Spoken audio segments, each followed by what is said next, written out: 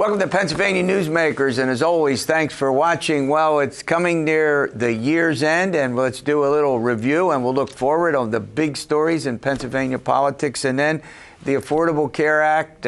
We're going to revisit it, and we'll do all of that after these words. This is Pennsylvania Newsmakers, a fast-paced, unrehearsed weekly discussion with and about the leaders who shape your world. And now, here's your host, Terry Madonna. Well, I hope you all have a happy new year, and I should say a prosperous new year. Joining me, and it's very appropriate, we're having our little business roundtable with Gene Barr. He heads, as you all know from his many appearances here, the Pennsylvania Chamber of Business and Industry, and Dave Taylor, he's the president of Pennsylvania Manufacturers Association. As this show airs, we're only a couple days away from the new year, right? That's correct. So you all have a great one. You too. Thank you. We expect you to come back with your pearls of wisdom next year. Yes, sir. All right, Gene, I'll start with you.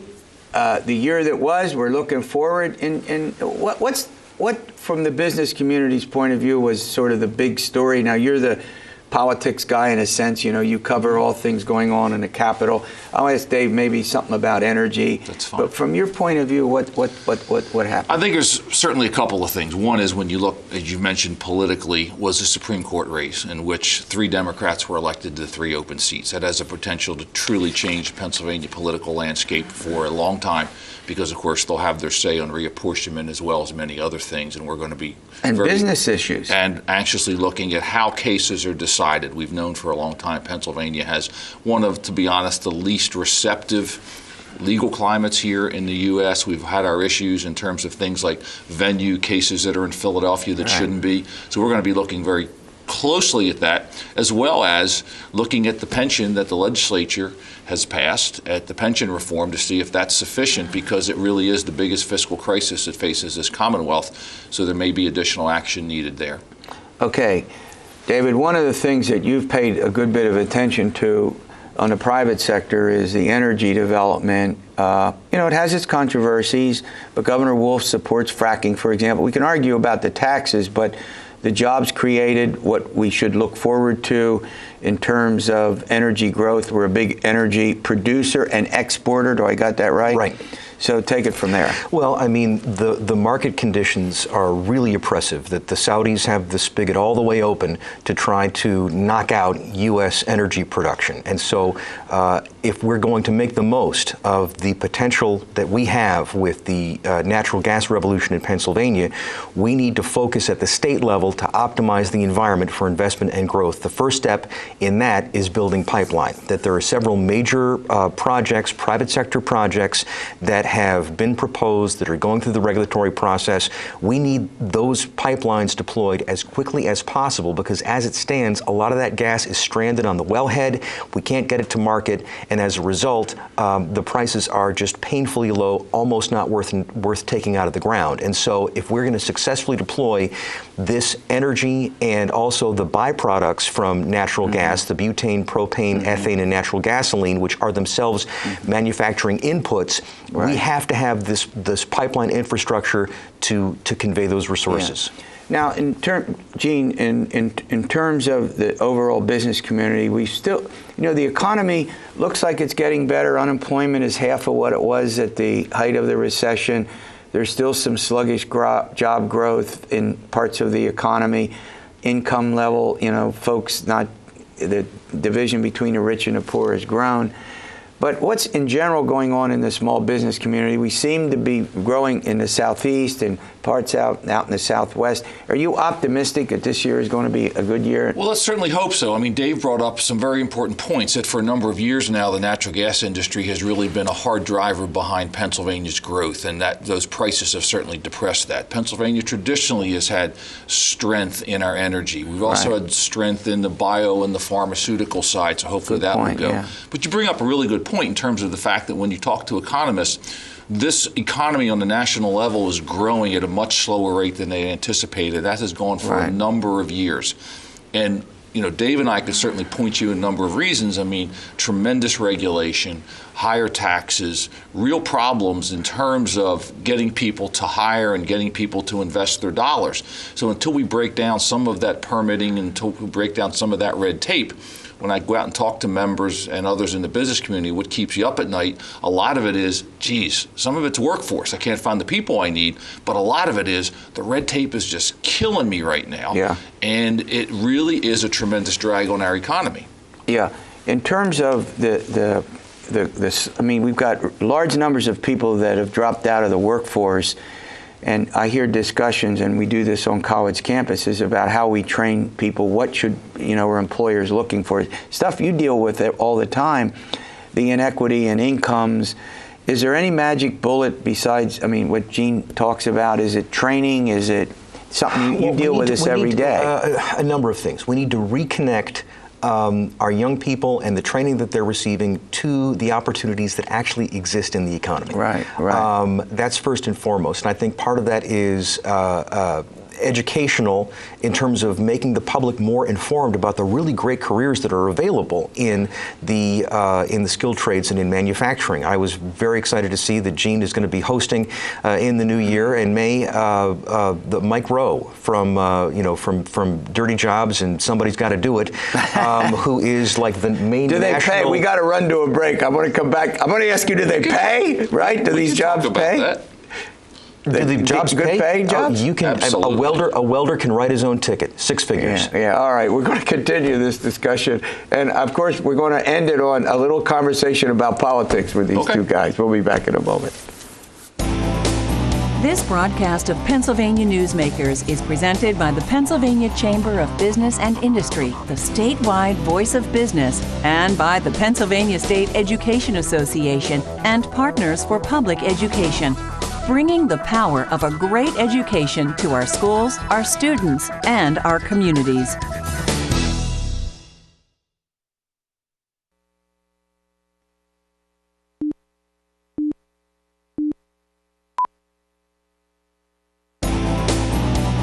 This broadcast of Pennsylvania Newsmakers is brought to you by the Pennsylvania Highway Information Association, the go-to source to learn about transportation projects and issues.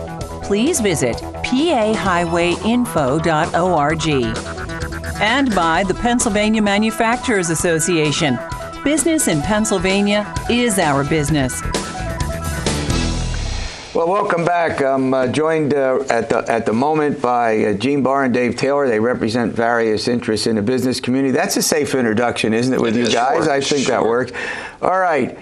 I'm a college professor. You see, this is the most, this is how dirty I get. But there are jobs that, as you point out, that are good paying and right? And there really work. are. And it's incredible. One of the things that we've done a tremendous job in this country over recent years, unfortunately, has been dissuading kids from getting into these jobs. When I was in high school, I always joked about auto shop. Some of those kids are some of the most technologically advanced people now. They're all computer-based now, right? They're all computer-based. These are jobs that, as Dave points out, pay significant amounts of money. We can't find the people to do it. And interestingly, when you talk about income inequality, people who have looked at workforce development, including Georgetown University, have tied our income inequality to our ability and our inability to train people to fill the jobs that are available, good family paying jobs. And unfortunately, they've tied most of the income inequality to educational shortfalls. So one of the things that we're working to do, and as Dave mentioned, we have Mike Rowe coming in here in 2016, is to put more emphasis on this, to direct them, or to, as we call it, align the pipeline, figure out where the openings are, and start directing our kids into those openings. Go ahead. One of the points that I think we make, you're a St. Joe guy, liberal arts, schools. One of the things we try to do is to say, look, we're going to open up the horizon for you. We're going to make it intellectually possible for you to do whatever you want to do, to be agile in it, to move from one. Is that so bad? Is that a bad? No, not at all. And again, I have a liberal arts education. I believe very strongly in lifelong learning and the life of the mind and higher culture and all those things. There's nothing about working in the skilled trades or manufacturing that precludes a person from being able to live that kind of life. Yeah, and I think this is the stigma that we need to, to defeat once and for all. In the manufacturing sector, people think of it as being dark, dirty, and dangerous, when in fact, manufacturers are the number #1 investors in research and development. They're the #1 consumers of information technology. And the more advanced manufacturing becomes, the higher the skill level of people who work in manufacturing. All right. Completely new topic. Okay. Here we are. We're coming into a huge year, presidential election, U.S. Senate, Congress. What's look forward? Give me a big story or two that you think. Well, once you tell follow. me who the presidential candidate is, and I'll give you a better answer. Who knows, right? Who knows? And if it is, for example, if it's Trump, you have a lot of Republicans who are concerned about what that means. I just saw where he's announced he will not be a third-party candidate, which I think makes them breathe a little bit easier, because if he doesn't get the nomination and becomes third-party, I think that virtually Does Pennsylvania matter? Is it possible we could matter this year? I think Pennsylvania matters. I mean, clearly it matters when you look down, when you look and say what happens on the presidential side certainly matters for Pat Toomey and his reelection bid, and that certainly matters in terms of who's going to control the U.S. Senate. Right. So certainly it does. Right. And of course we have all of the state House up and we have half of the state Senate up. So certainly Pennsylvania matters from that perspective. I think it remains to be seen, will it be a deciding factor in who becomes president? But certainly who's on that ballot will have a huge impact here in Pennsylvania. That's right. Remembering always ahead, that even though Pennsylvania hasn't gone for the Republicans since 1988, the fact is when you look at the electoral map, Pennsylvania is an indispensable state for the Democrats. If the Democrats don't win Pennsylvania, there aren't enough votes well, we were to the make sixth. it Remember, we were the sixth closest state in 2012. Sixth. Obama won by 5.2. And we weren't campaigned heavily until Romney gave up Ohio. Mitt Romney couldn't win Ohio. He came here in the last couple of weeks. I mean, I think you're onto something. I think we have a chance to be. I think it depends on the candidates. It depends on the set of issues, and we'll know. Now, we also have an election that your colleague Gene Barr talked about, U.S. Senate. And I reviewed this last week. Do you agree it's going to be one of They're going to be. It's going to be one of the marquee races in the nation for U.S. Senate. That Senator Toomey is a Republican in a Democrat-leaning state, and so that makes him a top target. I think also that Pat has earned the enmity of the Democrats and their core constituencies because he's a highly effective U.S. senator. I would say that Pat, I think, has done exceptionally well in not only in serving as a U.S. senator, but also making his case to the public and making sure that the public understands who he is, what he stands for, what he's fighting for. I think Pat is in very good position to get reelected. You are going to see a lot of outside money. I was just going to say, into this state, you're going to see a lot of it because the U.S. Senate race here is one of a handful that are absolutely crucial. And I agree with Dave. When you look at what Pat Toomey has done, most people came in thinking he's going to be this extreme far-right ideologue. And what he's done in terms of reaching across the aisle with Manchin on the gun issue. And with Casey on a number of things. And with Casey on a number of things, with his views in terms of trying to solve this tremendous debt problem that we have, he's been an extremely effective, mature senator. But you're going to see a very, very exciting race. Yeah, they're going to be crawling all over the state. All right, Affordable Care Act, how it affects you in the workplace. You're going to stay with us for that. We'll see you in a moment. This broadcast of Pennsylvania Newsmakers is brought to you by Pennsylvania Credit Union Association. Pennsylvania Credit Unions, where people are worth more than money. To find a credit union that is right for you, check out ibelong.org. And by the Energy Association of Pennsylvania, Pennsylvania's energy information source.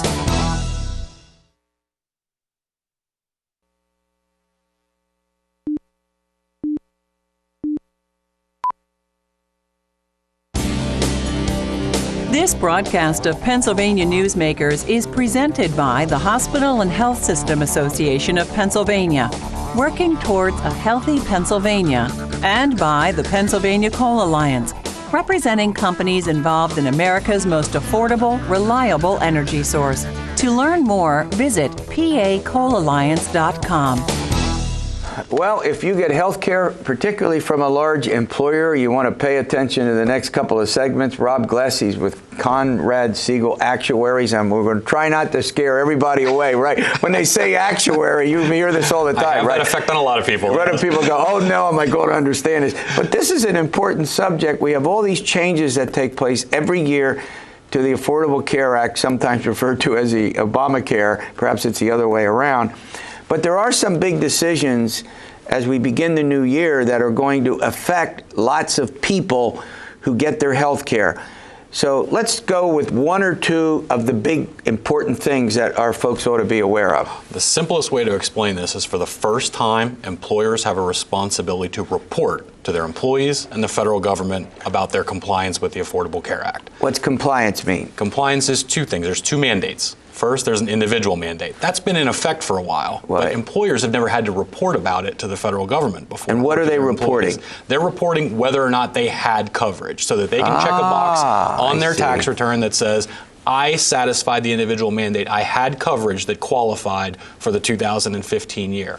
That's mandate number one. The second mandate is really where all of the work, and personally, all the confusion lies, is in the employer mandate. Healthcare reform also says if you're a large employer, you have to provide coverage to your full-time employees or potentially be subject to a fine or a penalty. Yeah. That, for the first time, employers have to report that information to their employees. Is it and to a the federal big fine government. or a big penalty? I mean, it's certainly a big penalty. I mean, if you fail some of these tests in what's called the employer mandate or the employer shared responsibility, you could pay a $2,000 penalty for all of your full-time employees. If you fail one of the tests, you could pay a $3,000 penalty for a smaller test on a per employee basis. Those are significant fines that people have to pay.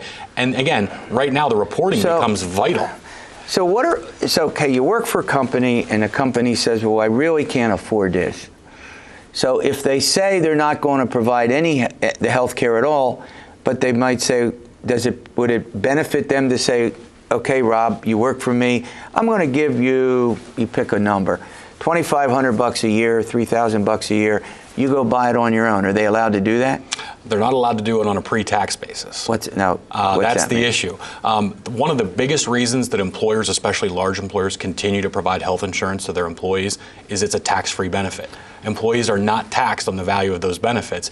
If you give me $5,000 to go out and buy my own coverage, it's income. $5,000 is now only worth $4,000 or $3,500. I got it. So again, I can buy $5,000 of health insurance for $5,000 through an employer plan. That's why it's still very valuable. The concept that people would be running to the marketplace and dumping their employees on the marketplace for large employers. I was just going to go there. It's very false. My personal opinion is until they would change the tax code or until there would be something that would tax benefits at the employer level, it is still hugely efficient to actually provide benefits through an employer. To make sure I got this, so if I'm the manager or an owner or head of a big company, I'm not going to dump the health care.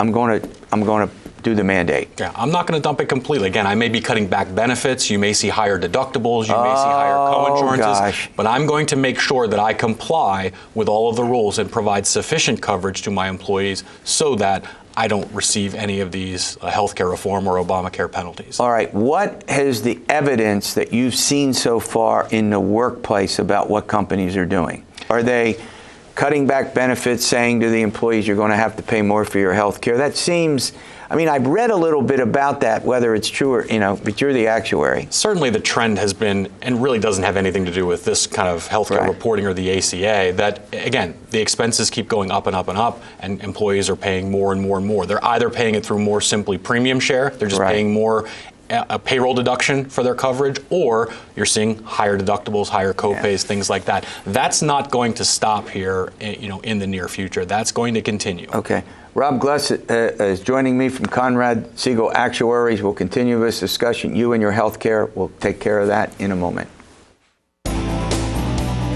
This broadcast of Pennsylvania Newsmakers is brought to you by the Pennsylvania Medical Society. Inspired physicians committed to the good health of Pennsylvanians and the advancement of the practice of medicine. And by the Pennsylvania Healthcare Association, the future of long-term care.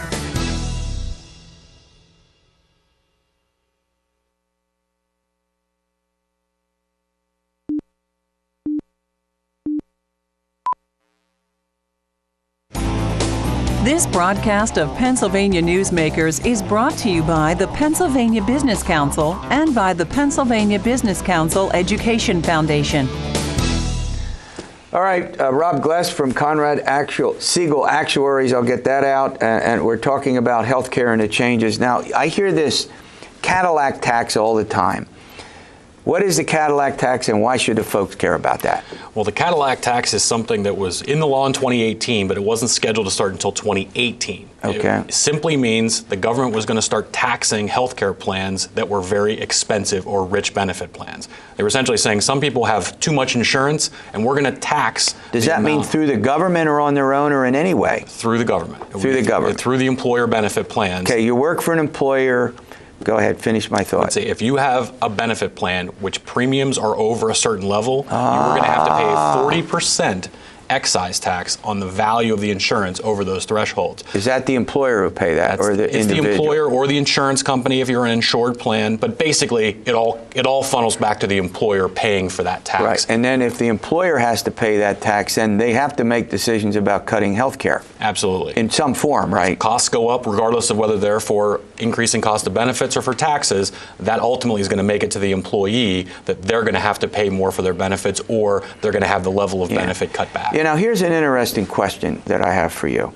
We've all followed this debate, and the problem has been the cost. The problem has been whether you can get health care coverage, whether you go in, you know, if you're in the marketplace, you go online and, you know, these government-approved plans, you'll do this.